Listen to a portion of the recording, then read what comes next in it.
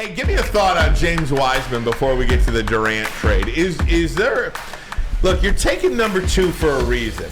Yeah. Okay? You're taking number 2 overall for a reason, and specifically by an organization that really does make the right move more often than not. This was not a good move for them, but there was a reason they selected James Wiseman at number 2. It did not work out in Golden State. Is there any hope that it could turn around here in Detroit, or was this just hitting a dartboard, let's take a flyer on them? No, I think it could work here. Listen, man, when you go to certain places, sometimes you're not ready as a player. I mean, you look at Golden State, you look at what they offer.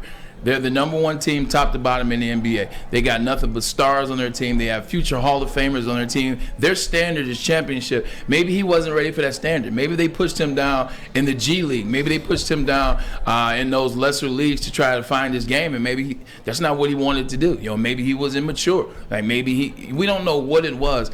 But you've seen this in a lot of other players in a lot of other leagues. You get out of one situation, you go to another situation.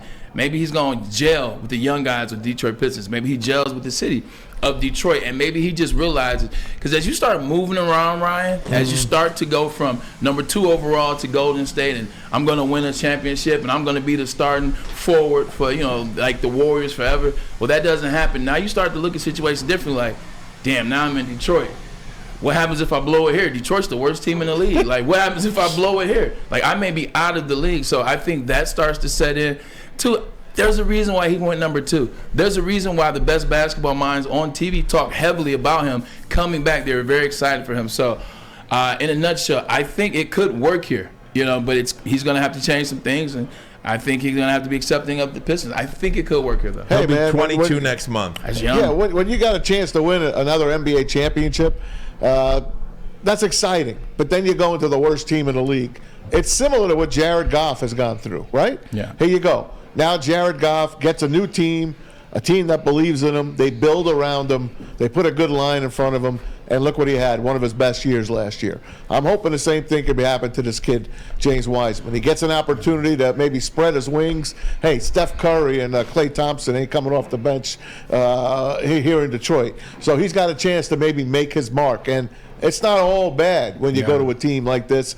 It's still a beloved team, the Pistons, here in Detroit. And I agree with Matt, 100%. You look at James Wiseman. James Wiseman is like, look, you look at Golden State, it's Klay. It's Steph. It's Andrew Wiggins. It's Jordan Poole. It's Draymond Green. It's Jonathan Kuminga. He ain't breaking in there. Look down. You're not getting in on that list. Like, unless you're playing really good, you're not getting in. And even then, you're not getting in. It took Kuminga forever to become a starter. Yeah. He's looking at the Pistons like, oh, man, this guy's not better than me, or this guy's not better than me, or I could play here. Or that's how he has to look at it. And it's a competitive thing. It's not disrespectful.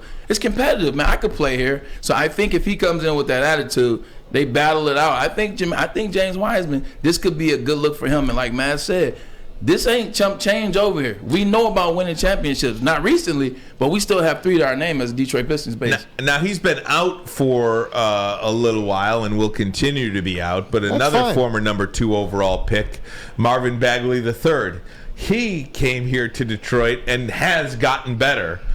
Since he left Sacramento, when he's played. Could that be the case for Wiseman? We certainly hope. Blockbuster deal in the NBA yesterday, and there's a lot more deals that have happened today subsequent to this, but Kevin Durant on the move. Matt Ishbia, boy, does he ever make a splash. On the job for 24, 36 hours, something like that. It did not take long to get Kevin Durant and T.J. Warren, who I think is the X factor of this deal. T.J. Warren going back to Phoenix. He was there a couple of years ago. The Nets get Mikal Bridges, Cam Johnson, Jay Crowder, who Jay Crowder got traded subsequently to the Milwaukee Bucks today. 4 first-round picks the Nets got, and a pick swap this year, I believe. That's from Woj. And they got 5 second-round picks from the Bucks for Crowder. The Phoenix Suns ultimately, right now, if you look at their starting lineup, they keep Chris Paul, and they keep Devin Booker, and they keep DeAndre Ayton, and they add Kevin Durant. They are absolutely the favorites in the West. What did now. I tell you about playing Kevin Durant and CP3 together? You did. I just thought it would be in Brooklyn. Hey, look, it doesn't matter. Phoenix. You got it right. They were going to play together. They're playing together now. Maybe Michigan State needs to listen to Matt Ishbia a little bit more. Seems like he has his finger on the pulse and getting players. Excuse me. But this is great for the Suns. By the way, the West might be the most loaded that it's ever been in terms of player and talent. There's been some great talent over the years in the West, but this is a extremely loaded West. But going just to the Suns, this is a great move for them. You got Chris Paul, the ultimate point guard, ultimate leader on the court. You got Devin Booker, a guy that can drop 70. We've seen it. You've seen him drop 60 and not play the fourth quarter, a guy that can score. And then you have DeAndre Ayton, a guy that can crash the boards and also get you 28 and 28 sometimes. And then you got Kevin Durant, the guy that doesn't need any shots to get 30 points. KD takes the least amount of shots to get to 20. He takes the least amount of shots to get to 30. He's the most efficient basketball player I think I've ever seen with my own two eyes.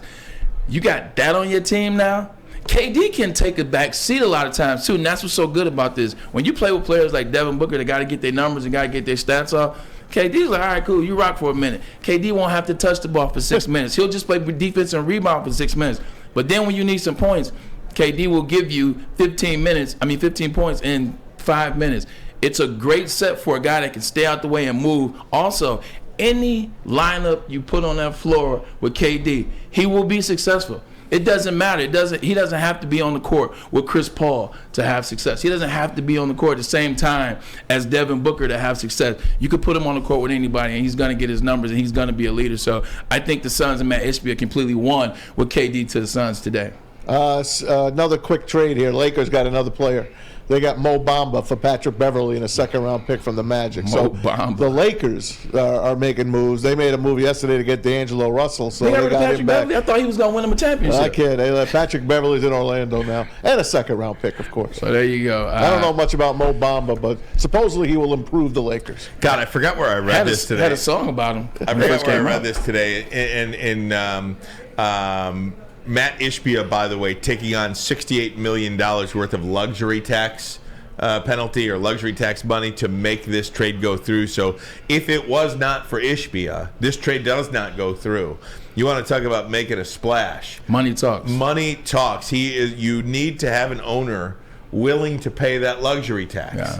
Yeah. And taking on Durant's contract, the luxury tax that Phoenix was already about to pay and do has doubled. Yeah. This in no way, shape, or form happens without Matt Ishbia. Look at the baseball. They can't be cheap and win. Steve Cohen is the most hated owner in Major League Baseball. He owns the Mets. And he's like, I don't care. I'll bring as many players here as I want. I'll pay whatever the hell I have to pay in taxes. He don't care. I love that mentality, though. At the end of the day, I mean, Steinbrenner did it for years. Look, my job as an owner, my job as the owner of this team, and especially when you're talking about teams that are number one franchises in those particular cities, my job is to bring a championship. As long as I'm operating within the law, as long as I'm operating on the right side of right, I'm going to do whatever. I'm going to spend whatever, especially if I have whatever. The more money you have, the more you can spend. As Steinbrenner, as Cohen. Eventually, Cohen's going to get it right. Like, eventually, he's going to get it right because he keeps spending. That's what happened with Steinbrenner. He kept spending. Eventually, he got it right. You don't want to spend money, you'll be the temporary Devil Rays. Hell, Mike Ilitch used to do that. Yeah. Right? I mean, with the Tigers, with the Red Wings, and it worked. Whoever he got, whoever he wanted, he got. And you learn. Like, obviously, Mike Ilitch with the Tigers early on made some big splashes that didn't pay off, but you learn. It's not like his money was going anywhere. Eventually, he figured out, and the Tigers almost got over the hump.